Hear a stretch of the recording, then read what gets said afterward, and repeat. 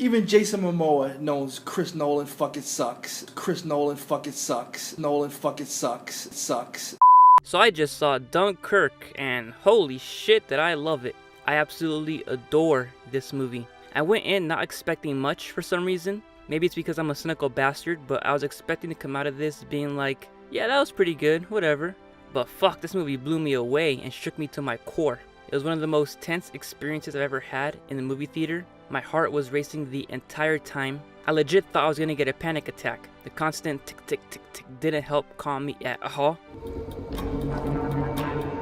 Even in the scenes where nothing is happening, that tick tick tick sound is there constantly and had me on edge like something could happen at any given moment. The performances were great from everyone. There wasn't any overacting or a whole lot of dialogue, which makes sense because if you're being surrounded by the enemy and are in a pretty fucked situation where you feel like you're probably gonna die, you're not gonna be in the mood to chit chat. You're gonna keep to yourself because you're all obviously on the same page. Like, yeah, we're probably gonna die here.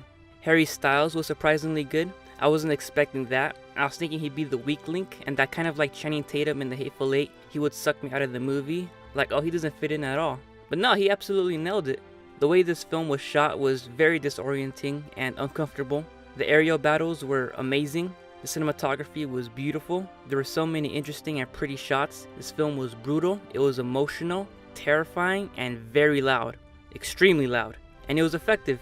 It all sounded so real that it was legitimately panic-inducing. I really was on edge the entire time. And I love how you almost never see enemy soldiers on the ground. The only threats in this movie that you do see are dive bombers and U-boats, and it works. Every time a character would look off screen or you hear the engine of a dive bomber approaching, you're absolutely terrified. You're dreading the outcome.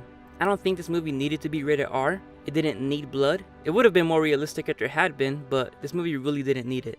It did exactly what it was supposed to do and did it amazingly well. I was fully immersed. Christopher Nolan played me like an orchestra, and that's the most important goal every filmmaker should have, is to play their audience like an orchestra. What do you do? I play the orchestra.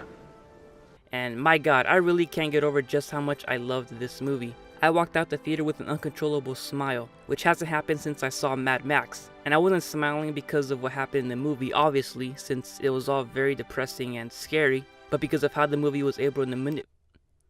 But because of how the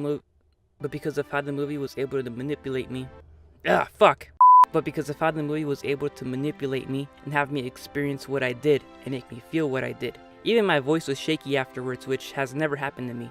The pacing was great. There was never a dull moment. It was a perfectly structured, brutal, emotional war film. So all in all, I'd give this a 10. And I don't hand out 10s like candy. This is the first 10 I've ever given any movie for the year that I've been on YouTube. So if anyone happens to come across this video, that is a resounding recommendation. Go see it right away. And if you have already, what did you think? Who am I talking to? No one watches my videos. Bye.